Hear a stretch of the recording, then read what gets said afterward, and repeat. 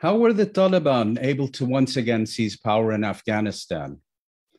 How does the US withdrawal and collapse of the Afghan government compare with the 1989 Soviet exit and its aftermath?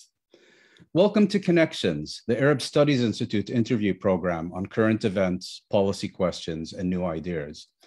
I'm Mouin Rabbani, and for this episode, we're delighted to be speaking with former United Nations Under-Secretary General Benon Sevan. Benon Sevan joined the United Nations Secretariat in 1965. Over the next 4 decades, he held numerous positions at UN headquarters and around the world, and carried out a variety of special political missions. From 1988 to 1992, he was posted in Afghanistan and Pakistan as the personal representative of the UN Secretary General and charged with monitoring the Soviet withdrawal, the implementation of the Geneva Accords on Afghanistan, as well as management of UN humanitarian programs. In 1992, he was appointed Special Envoy of the Secretary General for issues related to missing persons in the Middle East. From 1997 to 2004, he served as Executive Director with the rank of Under-Secretary General of the UN Iraq Program. Benon Sevan, it's a real pleasure to welcome you to Connections. Well, Mouin, you don't mind if I call you with you first? By all means, please do. Okay. I'd like to start by asking you to describe your involvement with Afghanistan during the late 1980s and 1990s, and to give a sense of what it was like to personally experience the momentous events of that period. Well, I'm grateful for the opportunity to talk with you, and I'm sure you, as many as other people, are following the ongoing tragic developments in Afghanistan now. My heart really breaks down because after working with Afghans so closely, almost day and night, I came to identify myself with Afghans and the suffering which they've been going through. It's true, Afghanistan has been called as graveyard of empires. Yes, definitely, from the time of Alexander the Great. At the same time, however, while people talk about non-Afghans being killed, they don't talk about the millions of Afghans in the graveyards or with no graves at all in Afghanistan today. This is the tragedy. Afghanistan, unfortunately, has been used as the playing ground of foreign powers, pursuing their interests through proxy wars carried out in Afghanistan, using the Afghan people, often as mercenaries against their enemies. My involvement in Afghanistan began in April 1988 with the signing of the Geneva Accords between the representatives of governments of Pakistan and Afghanistan, which signed 3 bilateral agreements intended to end the war in Afghanistan, with an additional declaration on international guarantees, which was signed by the United States and the Soviet Union as states guarantors. The ones who signed on behalf of the United States and the Soviet Union were, of course, George Shultz, the Secretary of State, and Soviet Foreign Minister Edward Shevardnadze. Unfortunately, and these documents collectively have been hailed as the key to the Soviet withdrawal from Afghanistan. And in all fairness to the Soviets, within the 9 months allocated for their departure, they fully complied with the dates, starting their evacuation May 15, 1988, ending 15 February 1989. That was when the final Soviet troops withdrew across the border. Yeah. And I still remember very well having lunch with the then Soviet ambassador, Ambassador Yuli Vorontsov. I was having lunch in Kabul at the Soviet embassy garden outside his residence. He said, Benon, he said, did you see the number of people outside the embassy? I said, yes, there were almost 100 journalists, TV cameras, you name it. He said, I'm sorry, I will disappoint them very much, he said, because they all expect me to fly out of the Soviet embassy's roof by helicopter. And he did not fly out of the embassy's rooftop like the Americans did in Vietnam. And look at the mess today, what's happening in Afghanistan at the Kabul airport. It's horrible what's happening. People hanging on the planes which are taking off. The number of people going on, the total chaos, chaotic arrangements or non-arrangements for evacuation of these people. I mean, they should have started reviewing the visa applications of these people who work for them long before announcing the departure date. Now, we have all these people stuck, not only in Kabul, and there are people outside Kabul who work for the Americans and other Western countries who are stuck there, they cannot even move out. The total disaster. It breaks my heart to see it, to witness what's going on. And then, speaking about Geneva Accords, although Pakistan signed, they failed to comply with the commitments made in the Geneva Accords. They're supported by the United States with the provision of, they provided military supplies and financial support of Saudi Arabia. They continued to arm the Mujahideen leaders who were based in Pakistan, and their preference was to give the highest amount of money and the volumes of armaments to the extremist Mujahideen leaders. With the purpose of overthrowing the government that remained after the Soviets left. And the blue-eyed boy at the time was Hekmatyar, who's still around. Gulbuddin Hekmatyar, who's now a member, I believe, of the Reconciliation Commission. Yes. Together with former President Karzai and Abdullah. Yes. He's a survivor. And then, in a letter dated 12 September 1991, following the Geneva Accords, the letter addressed to the Secretary General Perez de Cuellar, the Foreign Secretary of the United States informed the Secretary General that the US and the Soviet governments will be announcing that day an agreement to discontinue their weapons deliveries to all Afghan sites, effective 1 January 1992. And that he informed the Secretary General also that he had sent messages to the governments of Saudi Arabia and Pakistan, urging that they fully support this cutoff, stressing that an end to the external military supply will give the strongest possible boost to the political process. He also praised the efforts of the United Nations in the effort to bring peace to Afghanistan and reiterating their full support. Yes, the letter states about full support, but when the chips are done and look what happened, at the end of the day, they sided with Pakistan, which utilized support received from the United States and the Saudi money.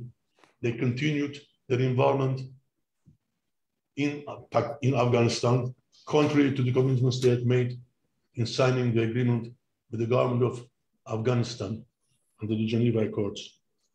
So, sorry, just to interrupt, but so there was supposed to be an international arms embargo beginning in January of 1992.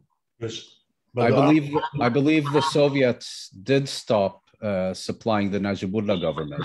The Soviets fully complied with the Geneva Accords.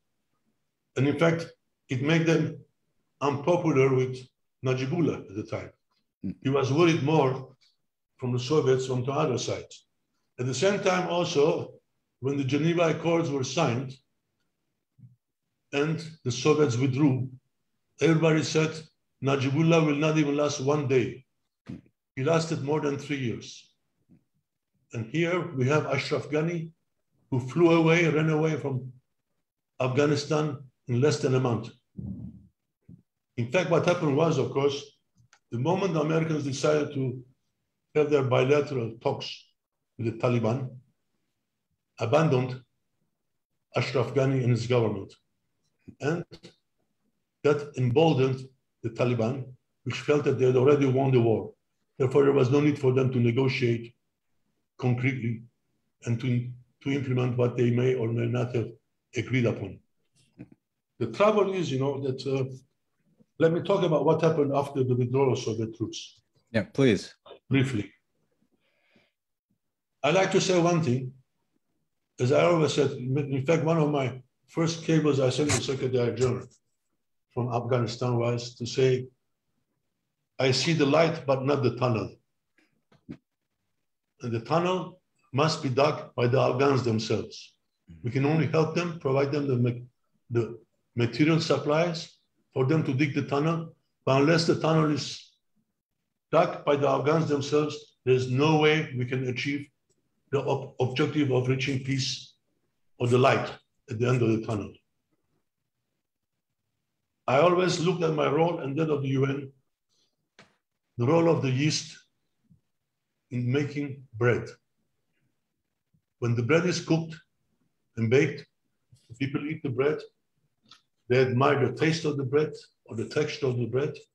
They praise the baker, but nobody talks about the yeast. And that's the way I want our role at the UN to be in Afghanistan. And that's the way I worked in Afghanistan. Afghans had to bake the bread because unless they were the bakers, there was no way peace could be achieved in Afghanistan. And I think at that time you did mediate in 1992 an agreement between the Najibullah government and some of the Mujahideen factions. I worked days and nights, thousands of hours, flying between Kabul and Peshawar, Islamabad, Saudi Arabia, Moscow, Washington, meeting with Afghan leaders, meeting with the government representatives of Afghanistan, meeting the commanders, individuals, meeting the king, the ex-king, Zahir Shah in Rome. Try to encourage them to sit down and talk together, to come to peace. I was just assisting, facilitating the talks, because unfortunately, a number of them, they refused to talk to each other. So that's why I had to carry on this proxy talks, non-stop. And towards the end, we came with an agreement, which was an Afghan agreement. All sides had agreed, and all sides agreed, and they were supported by, at least that's what they told me, Pakistan, United States, Moscow, Saudi Arabia, Iran, and everybody said they were in agreement. The agreement was we will have an interim government to which government in Afghanistan would transfer power. And we had asked for all the Mujahideen groups to submit the list of names as candidates to become members of the interim government. I received hundreds of names from all the groups, which I shared with all the other groups. Again, it was for the Afghans themselves to decide who will be the members of this group of interim government. I never forget, it was mid-April. Nawaz Sharif, the then Prime Minister, invited all the Mujahideen leaders to his residence. In Pakistan, to his residence, Islamabad. And we told them, look, we have all these names, we have them available to you. Sit down now, decide the members of the interim government, which will take over power from Kabul. And the moment you decide, I will fly them to Kabul the same day. So we left them alone. We went back to the reception room of Nawaz Sharif. I told him, Mr. Prime Minister, I have my doubts these people will ever agree. We waited 1 hour, 2 hours, 3 hours, 4 hours. Then we went back to them. Again, there was no agreement. And then suddenly Hamid Karzai, who was then assistant to Mujahideen, he said, how about Mujahideen members in the interim government? He asked me. I said, I don't think there'll be a problem because I discussed this option with Najibullah. He said, he has no problem. I said, okay, go ahead. From the interim government, let us know the members and we'll fly them today to Kabul. So we left them alone again. And we went back to the reception room of Nawaz Sharif. And I said, they will never agree, these people. 1 hour, 2 hours. It was 8 o'clock, 9 o'clock, 10 o'clock at night.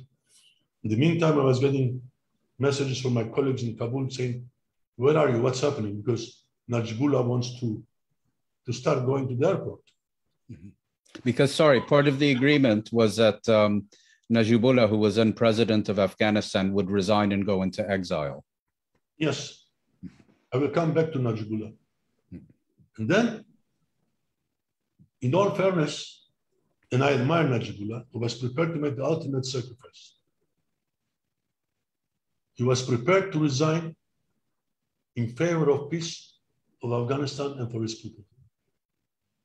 He didn't want to be the person to be accused of the failure of a peace agreement to bring peace to Afghanistan. Because at the time, like now, they were talking, Taliban were talking about Ashraf Ghani to resign. They were saying that unless Najibullah leaves, there can be no peace. Therefore, Najibullah decided, after discussing with all his colleagues and so-called friends in his government and supporters in the field, and they all agreed that he will resign. They all agreed also to support the agreement reached among the Afghans, supported by the UN, of an interim government. And I warned Najibullah that the moment he announces that he's prepared to resign, his friends will turn against him. Which is what happened. This is what happened. So it was by 11 o'clock, I'm still at Nawaz Sharif's residence. I said, I will fly to Kabul. He was literally, and his colleagues were begging me not to fly. He says, it's dangerous, because nobody flew. Well, Kabul at night. I said, I promised, I'm prepared to give up my life to fulfill my obligation and the promise I made. So I left 11 o'clock his residence, went home, took a shower, went to the airport. We flew to Kabul at night. We landed with no lights. After we arrived, somehow I felt like dead fish, there's something wrong. I felt, in the air. I came down from the plane. There were two guards at the airport, because the airport was deserted. They came to say hello, and then they walked away.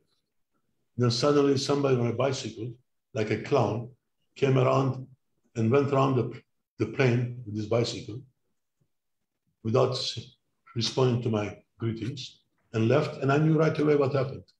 It was a Joshani from the north, from Uzbek Dostum's group. And just this is the General Abdurrashid Dostum. Yes. Just as he left, I got surrounded, the plane got surrounded with about 300 Joshanis with arms. And I knew what happened. They had taken the airport, nobody knew. And nobody had told me the airport was taken. And then I sent a message to my colleagues, I said, where are you? They said they're on their way to the airport, escorting Najibullah. And then halfway through this, they sent another message. They said they were stopped on their way to the airport. They were not being allowed to go to the airport or to go back to the office. Sorry, just to interrupt you. So they prevented Najibullah from fulfilling his agreement to go into exile. Yeah, they stopped him from coming to the airport. And then they allowed them to go back to the office. So Najibullah went with them back. And then Najibullah said, no, he wants to go to the office, UN office. And they arrived at the office, at the gates. My colleagues sent me a message saying that Najibullah wants to go into the office. What do you say? I said, he's still the president, you allow him inside. So Najibullah went to our office. And then he sent me a message that he's sending his chief of security to help me negotiate to get out of the situation that I was forced into. His security chief never showed up. The next morning it was announced that he had committed suicide. No, he was killed. And then also he sent to me, he's sending General Azami to the airport to help me out of the situation. Azami showed up at the airport, and I could feel he had betrayed Najibullah already. Finally, it was agreed that the plane can go back to Islamabad, because I told him I'm staying in Kabul. Sorry, but why did they prevent Najibullah from boarding the plane? Was it an assassination attempt or? Well, I something? don't know. It was difficult to say. Maybe some people knew what was going to happen, because if they had come, if we had flown that day, they would have blown up the plane. I have no doubt about it. The thing is that, so Azami organized, so therefore they agreed that the plane can leave back to Pakistan. And just as I told the captain, he started the engine. I said, stop it. He didn't hear me. So I jumped into an open jeep. I drove it myself and blocked the runway to make him stop, because I want to make sure the runway is clear. Nobody's going to hit the plane.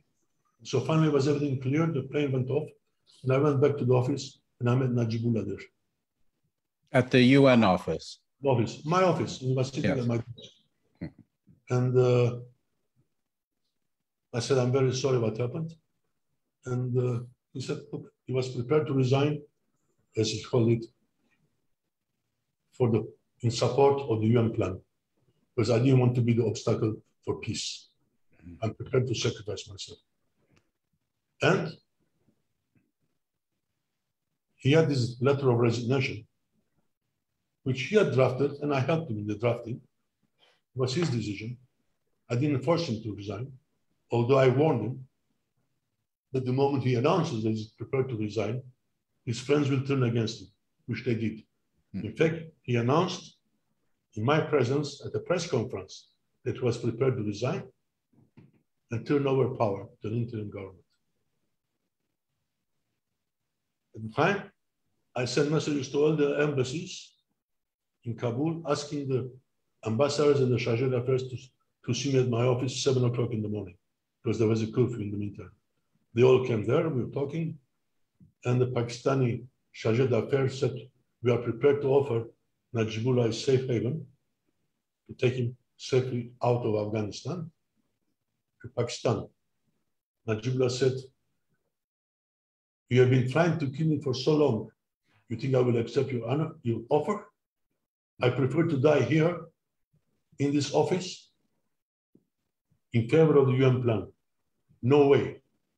Anyway, that morning, I took his letter and met with members of his cabinet, Najibullah's cabinet,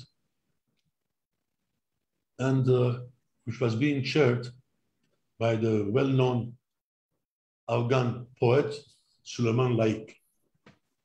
Present was also the then Foreign Minister, Mr. Wakil, who was one of the first ones to betray Najibullah. So Mr. Suleiman Laik tells me, Mr. Sevan, you hand over this crook. He referred to Najibullah as crook. And we decide whether he goes or he stays here. I look at his face. I said to him, Mr. Laik, when is the last time you look into the mirror? You all asked it. When is the last time you look into the mirror? Mr. Laik, I said, you just found out tonight that Mr. Najibullah was a crook.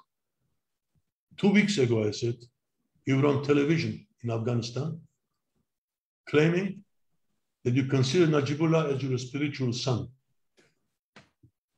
Aren't you ashamed, I said, to say he's a crook? The man is prepared to sacrifice himself for the sake of his country, unlike you people who are prepared to sell yourselves. I said, you know where he is? In my office. And if you come to take him, I want you to know one thing. I said, you have to shoot me first. I got up and left the office. They betrayed him. And Najibullah then, I believe, remained as basically was given asylum by the UN. Yes, he stayed there almost 2 years. Yeah, until 1996. Yes, and I was there. So I left in September, Afghanistan. Of 92. 92. And I very much regret to say that the UN failed in making the necessary efforts to try to get him out. I'm sorry to say. They failed. Yeah. And then, of course, the infighting which took place in Kabul, where more than 70,000 people were killed. Sorry, because an interim government was never established, if I'm not mistaken. Not right away. And then what happened was that there was big infighting going on with Mr. Humanitarian blasting missiles, rockets into Kabul, where more than 70,000 people were killed. Over the course of the next 4 years? No, for 2 months. Yeah. And then after 2 months, I remember Secretary General Boutros-Ghali arrived in Islamabad on an official visit. I went to meet him at the airport and went with him to the hotel. We checked in. And just as I was sitting with him at his reception room, I had a call from the Foreign Secretary of Pakistan saying, Mr. Sevan, you should come to the airport right away. We have to fly to Peshawar because there's an agreement among Afghan Mujahideen leaders to form an interim government. So I asked the Secretary General, I said, go. So I left him. I joined him on the plane. We went to Peshawar. It was all pre-cooked already, it's planned, where they came up with an agreement. For 2 months, Mujahideen was going to be the president, to be succeeded by Rabbani for 4 months. And they flew them to Kabul. As you well know, Mujahideen stayed for 2 months, succeeded by Rabbani, who then refused to leave after 4 months. And the whole fighting started again and again and again and again. Then the Taliban took over. Now the question, speaking about Taliban, one, I'd like to say about the origins of the Taliban. I mean, if you want to interrupt me, you can. Please. I just, before you do, I want to say, just to conclude this story, Najibullah remained at the UN office until '96, and then he was captured and then he was tortured and killed, unfortunately. Along with his brother, I believe. Yes. So, if we now, let's say, fast forward for a few decades, today you're following developments in Afghanistan from both a physical and professional distance. Nevertheless, I'd be very interested, because you have been following developments closely, I'd be very interested to know how you would compare and contrast the Soviet withdrawal with the U.S. NATO withdrawal during the past week, and also on the issue of the Taliban, how you would compare their 1996 seizure of power with their establishing of control over Afghanistan this month. Well, there can be no comparison with the manner the Soviets withdrew and the way the Americans and the NATO is withdrawing now. Now is a total chaos. Soviets withdrew within 9 months as agreed at the Geneva in April 1988. They withdrew within the 9 months agreed upon with no problems. It was an orderly withdrawal. Orderly withdrawal. There was an orderly government in place and continued in place for 3 years before Najibullah decided to resign in favor of the Afghan plan for an interim government. At the same time, in the meantime, Pakistan support financially from Saudi Arabia and the Americans, because Pakistanis were very good in exploiting the Americans. And they make fortune out of it. And the ISI. The Pakistani intelligence service. They were the main mechanism through which all the aid to Mujahideen groups was delivered, both arms and ammunition and money. And they always supported the most extremist elements of the Mujahideen groups. And the best one for them was Gulbuddin Hekmatyar. Yeah. He was the blue-eyed boy. And I said, I used to warn the Americans, all the Western countries, including Pakistan, the Saudis, others at the highest levels. I said, please stop supporting extremist groups because you're going to regret it. Because one day they will come back, they will haunt you. I never forget the American ambassador in Pakistan telling me, well, Mr. Sevan, we know, but they're very good in killing the Russians. I said, tomorrow it's going to be you and your own soldiers and your own Americans. And as they say, the chicken came back home to roost. Now, but I'd just like to ask you on this, because some people say that the reason that the assistance was given to the most radical elements among the Mujahideen was because they were the most effective fighters. Others say that actually it was to ensure that no political agreement would be reached, and that's why they were being supported. Well, it depends who you talk to. I mean, both are true. But there's something I like to talk about, the Taliban. Please. Taliban, of course, means student. Who were these Taliban students? As you know, during the Soviets, there were more than 3.5 million Afghan refugees in refugee camps in Pakistan. There were equal number of refugees in Iran, which nobody talked about. For refugees in Pakistan, most of them were women and children, because the men had stayed behind, they were fighting, etc. And with the financial support of Saudis, they established these madrasas, the religious schools, where all these children were going there, getting their religious education, and in fact, brainwashed with Saudi Wahhabis. These are the kids who were students. These are the kids who were recruited into the Mujahideen ranks to fight. They were fanatics in terms of religion. They really believed what they were doing. And as I always used to say, the Western countries, you have to understand the mentality, the psychology of people. Threatening them with military action is not a threat to them. They are prepared to die. Like today, you have these people who are prepared to put a belt around their waist, not a designer belt, but a belt full of bombs and prepared to blow themselves up. There's no way you can threaten them with death. They are all looking to become martyrs, shaheeds, as they call them.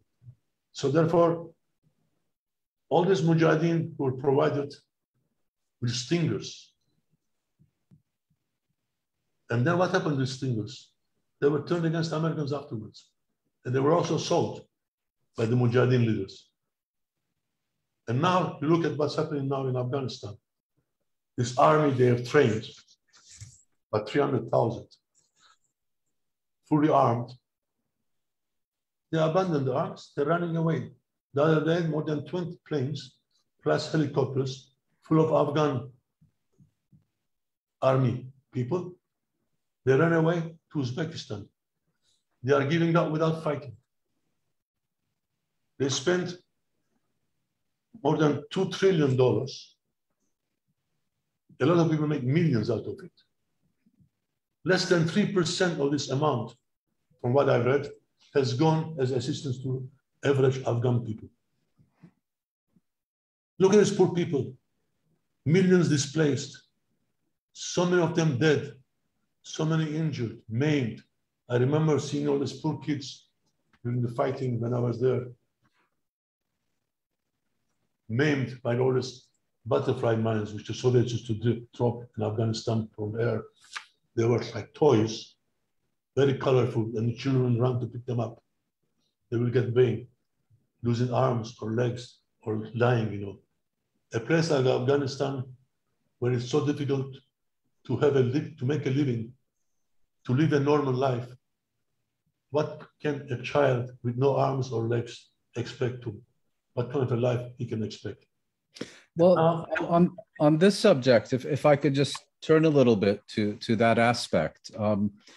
You've dealt with conflict and humanitarian crises in various parts of the world. And when you look at the situation in Afghanistan today, what are the main challenges facing the Afghan people during this time? Is it fear of the new rulers?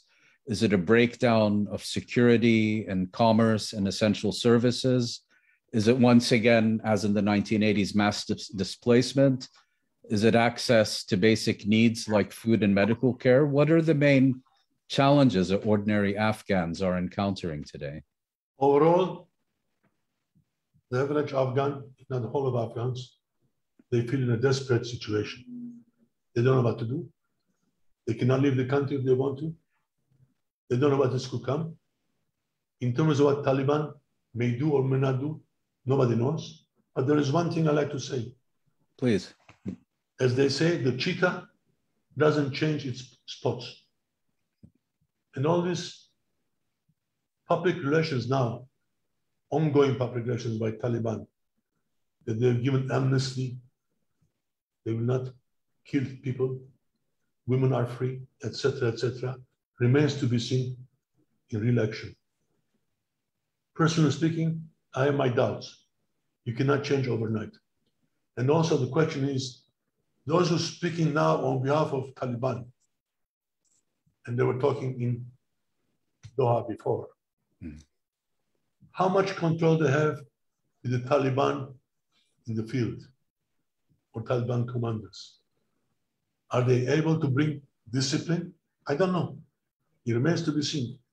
And until then, the situation is in a turmoil. And all these people are really worried what will happen. And let's be frank about one thing. Speaking about Taliban, one of them who was released from prison in Pakistan at the behest of the United States 3 years ago, and also Abdul Ghani when he visited Pakistan, is Abdul Ghani Baradar, who was one of the co-founders of Taliban. Let's be frank about it. And now he has landed in Kandahar with a huge welcome of supporters. And then there is talks that he may become the leader of the Taliban rule in Afghanistan. And let's be frank about it. All these people now who have been called terrorists in the Western world, they all worked for them before. Who were these people? Terrorist groups. And let's be frank about it. To tell you something from my story, when 9/11 took place, I was in New York at the time. Everybody was talking about Bin Laden. I didn't know who he was until I saw the photograph. I said, hell, this guy was sitting next to me at lunch at the home of one of the extremist Mujahideen leaders, Jalaluddin Haqqani. In Peshawar. Close to Peshawar. Yeah. And the question is, he was just, for me at the time, just another Saudi sheikh. There were so many of them. But he was working on behalf of Americans. He was being supported by the Americans. And yet he turned against Americans afterwards, as expected. So when you say terrorist, depends on whose side you are. As they always say, one's terrorist is the other one's liberation fighter. And all these people, they were supported by them, including Saddam Hussein, who was supported by the Western countries. He was encouraged to attack Iran for 8 years. I never forget Mr. Kissinger saying, we should continue our support, enough to continue the war, but not enough to win the war. I never forget it. So on this point, I mean, you were saying earlier how you specifically warned about the consequences of the Western Saudi Pakistani strategy of empowering the most extreme opposition forces. What could and should have been done differently? Well, they should have supported first and foremost the moderates. Mm-hmm.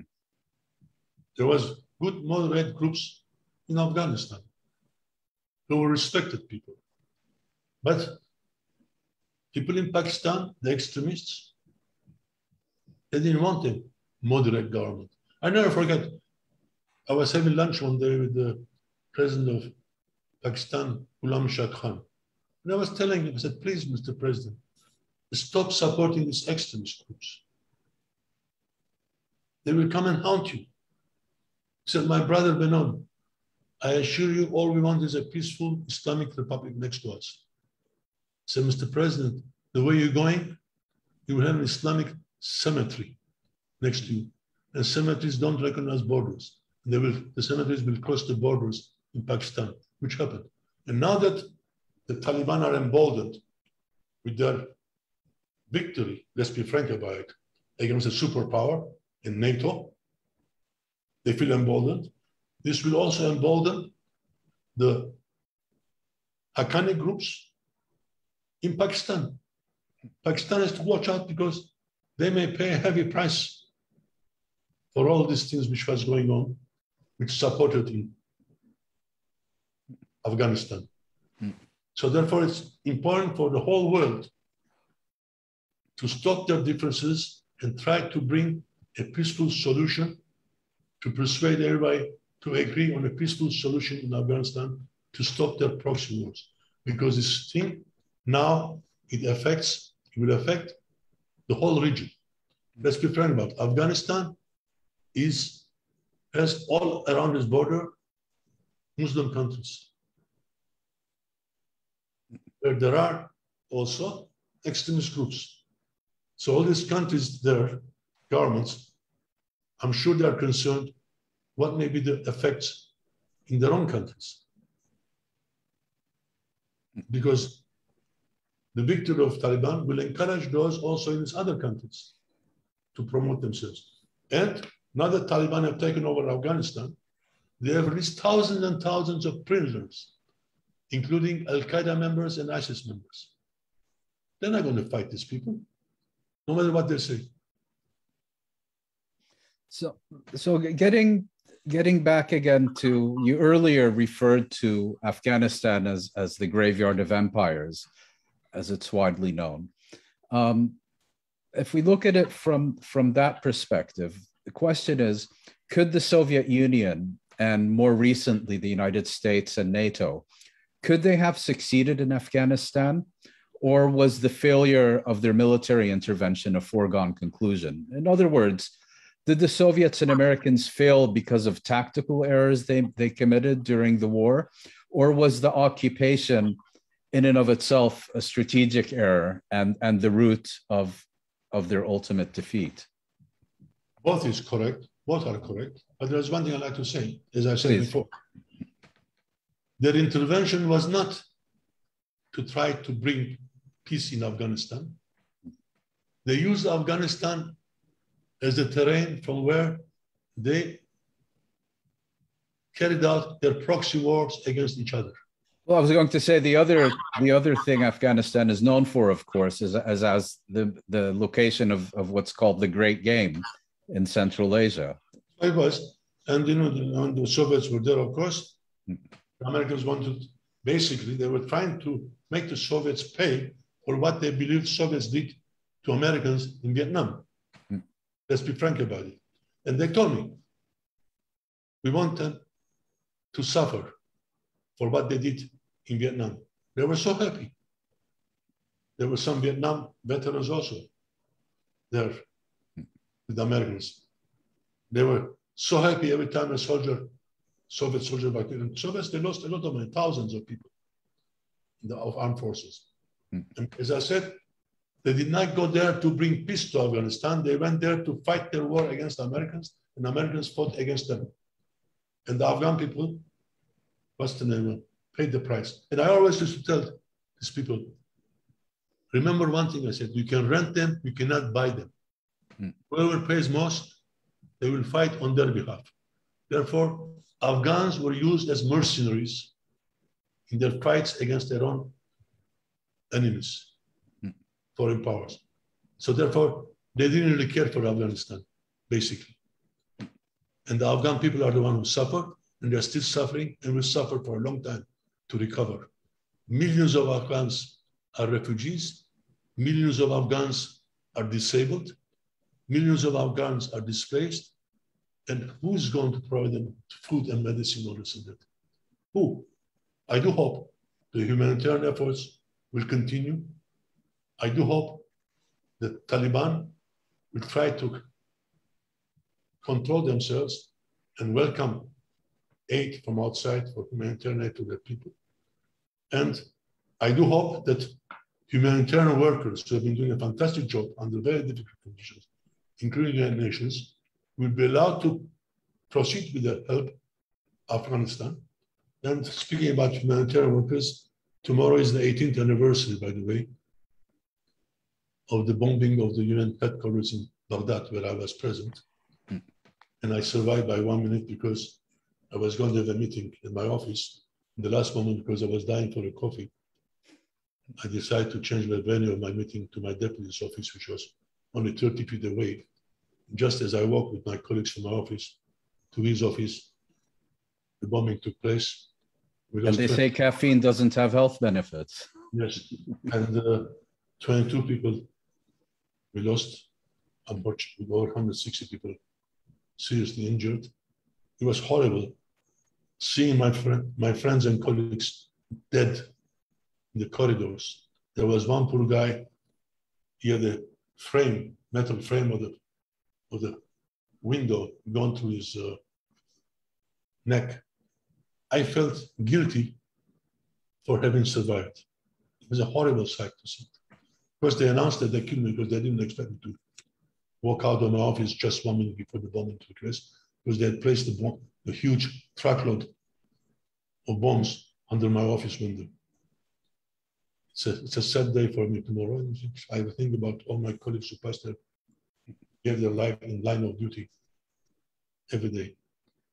And I do hope nothing happens similar to what happened in Baghdad, in Kabul, and elsewhere in Afghanistan, that all this humanitarian assistance program will continue, and the staff working both international and local will continue, because while there may be a few hundred international staff in Kabul for the UN, there are more than 18,000 local staff working in Kabul and elsewhere in Afghanistan to help the Afghan people.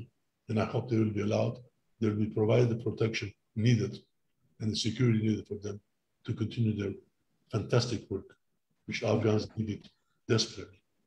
We certainly hope so.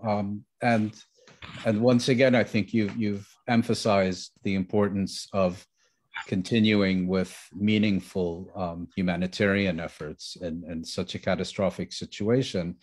But as a final question, I'd like to return back to the question of a political settlement. And you've argued, I think, several times today that only an inter-Afghan government can bring peace and security and stability to Afghanistan and its people. We've spoken about the current situation in the country, but that leaves a question: how might such an agreement be achieved? And what is your prognosis for the coming period? Well, at the moment you hear some encouraging statements from the Taliban side in their press conference, etc., etc. I do hope they really mean it, and they will fulfill the promises they've announced in their press conference, the recent press conference. And I do hope other Afghans now, as you mentioned before, Abdullah, including Mr. Hekmatyar and former President Hamid Karzai, are discussing the formation of an inclusive interim government in Afghanistan. And I do hope, and I wish them all the success, because unless they come to an agreement for a peaceful solution of their differences, unless the government is all-inclusive, including women, for Taliban to demonstrate that they really mean what they said, the women are free, there's no other hope. If they go back to what they did before, God help Afghanistan. At the same time, I do hope that the neighboring countries and the outside world, the Americans, the Russians, and all the other neighboring countries and the Western countries, will encourage them to come to an agreement, but not to try to interfere in the discussions being held among the Afghans. It will not work out, because the moment I tell you, Mouin, I'm supporting you, from outside, you are marked already as a foreign agent. Afghans are very suspicious. So they are very good deal makers. Let's be frank about it. The moment they know somebody is leaving the government, they start all the tribal leaders, warlords, they make new deals. That's what happened. Look what's happening now after Ghani left. Even before he left, they were making deals already. So they should let Afghans, what they should do is try to encourage them and facilitate their discussions, but not interfere or impose anything on them to do. There's no other way. And I do hope all the governments concerned outside, they coordinate together their recognition of the government in Kabul and not try to take advantage over the other one by rushing to quick recognition of the current situation. Benon Sevan, on that potentially hopeful note, I'd really like to thank you for taking the time to share your experiences and insights with Connections. Thanks once again. You don't realize, Mouin, the number of times I cry when I see it on the news, what's going on. To see this suffering, I suffer with them. They deserve better, these poor people. They deserve better. They're wonderful people, but they have been used and used and used by foreign powers. I'm sorry to say. And hopefully that's something that could be coming to an end in the coming period. Yeah, as I said. Thank you once again. Thank you for giving me the opportunity to express myself. Thank you. By suffering out of my chest. Thank you. Thank you. Bye-bye.